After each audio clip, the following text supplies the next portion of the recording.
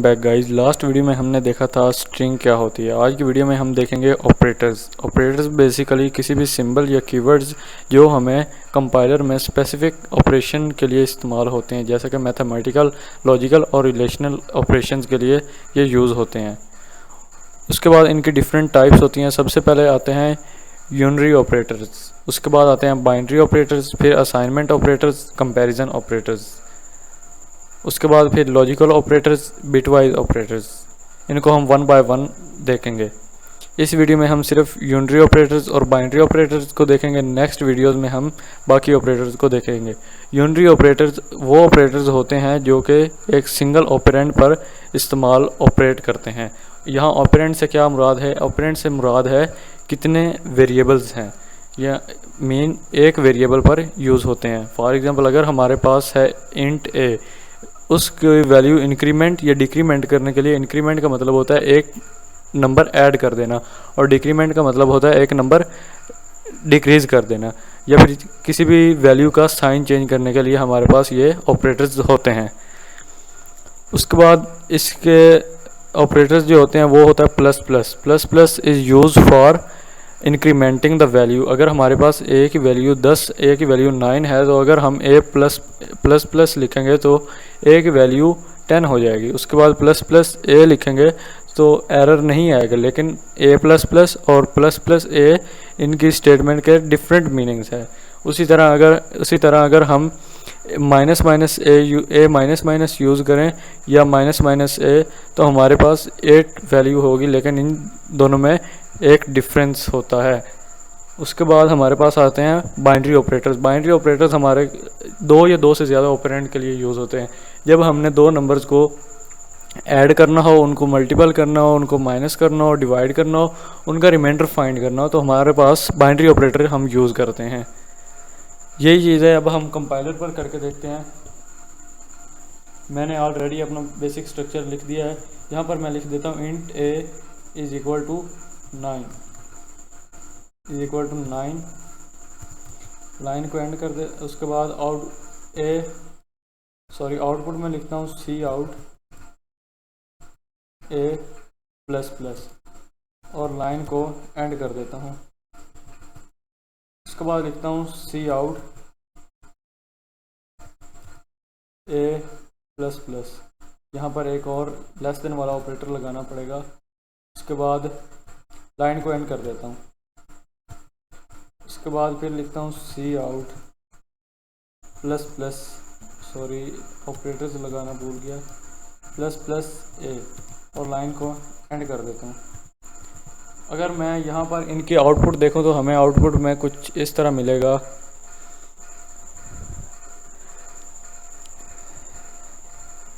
अगर यहाँ पर हम आउटपुट देखें तो सबसे पहले हमें वैल्यू मिलेगी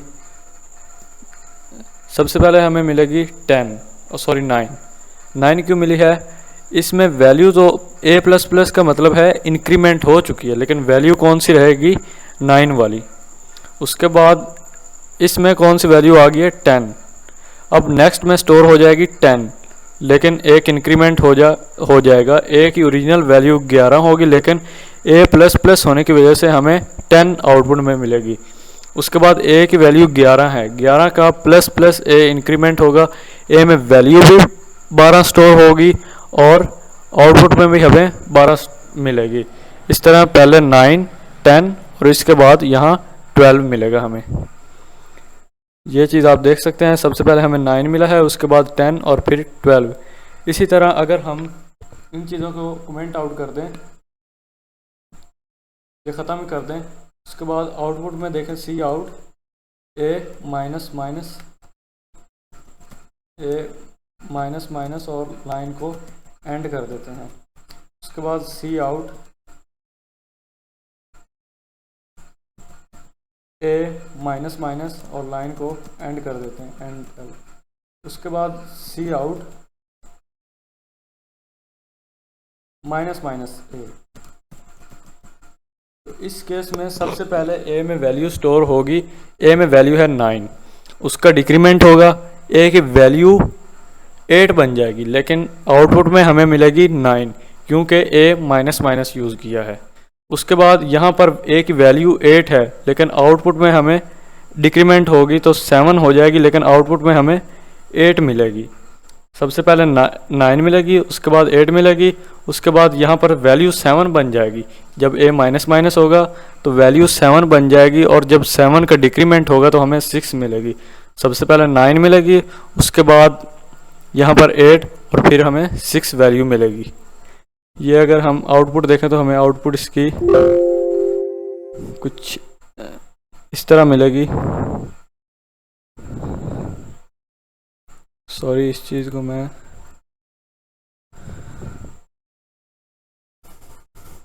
9, 8 और 6 जो चीज़ हमने अब देखी है। उसके बाद अगर हम अकेला माइनस ए लिखें, अगर हम इसकी वैल्यू का साइन चेंज करना चाहें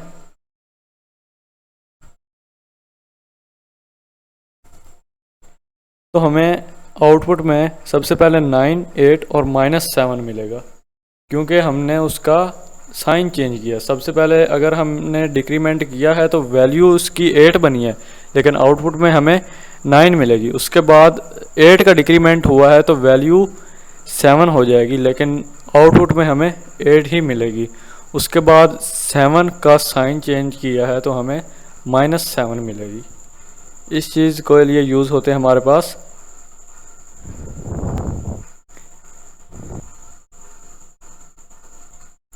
जब हम एक वेरिएबल पर ऑपरेट करें, उस पर हम कोई भी ऑपरेटर यूज़ करें तो उसके लिए हमारे पास होते हैं यूनरी ऑपरेटर्स। बाइनरी ऑपरेटर्स हमारे पास एक या एक से ज़्यादा वैल्यू के लिए यूज़ होते हैं। इस चीज़ को हमारे पास 2 वेरिएबल का होना ज़रूरी है। यहाँ पर मैं एक और वेरिएबल बना देता हूँ, इंट b = 8। उसके बाद अगर हम a = a + b और लाइन आउटपुट में हम ले लें the value of a is a और लाइन को एंड कर देता हूँ। उसके बाद a = a × b। उसके बाद cout the value of a is, और इसी तरह a और लाइन को एंड कर देता हूँ। इस चीज़ को मैं कॉपी कर लेता हूँ, इस लाइन को जिसमें हमने लिखा है cout the value of a is, आगे वेरिएबल बना दिया है a। उसके बाद मैं नेक्स्ट लाइन में लिखूँगा a = a डिवाइडेड बाय 3। उसके बाद मैं लिखूँगा उस चीज़ को पेस्ट कर दूँगा, a डिवाइडेड बाय b लिखना चाहिए था मुझको, मैंने 3 लिख दिया। अगर इस चीज़ के हम आउटपुट देखें, हमें आउटपुट में क्या मिलेगा। सबसे पहले हमने लिखा है a = a + b। आउटपुट में हम लेना चाह रहे हैं,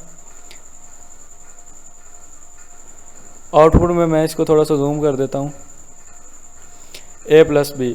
a + b यहाँ पर मैं वैल्यूज़ चेंज कर देता हूँ, पहले 3 लिख देता हूँ, उसके बाद 4 ताकि इजी हो जाए।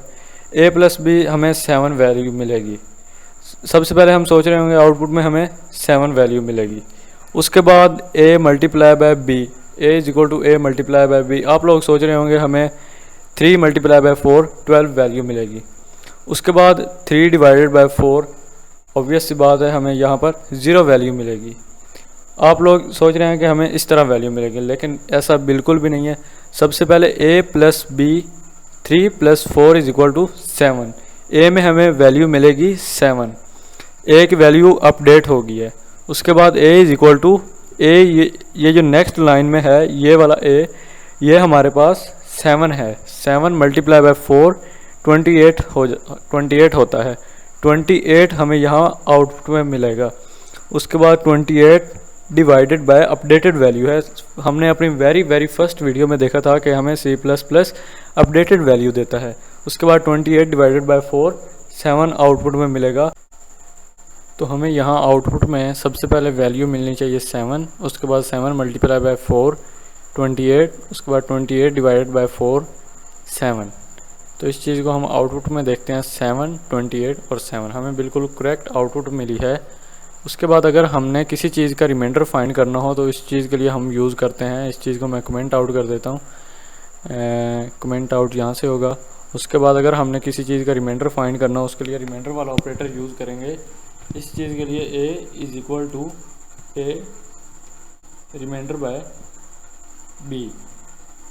या यहाँ पर अगर हम कोई और वेरिएबल बनाना चाहें, फॉर एग्ज़ाम्पल हम इंट c बना देते हैं। उसके बाद यहाँ पर हम c में वैल्यू स्टोर करवा देंगे a रिमाइंडर बाय b।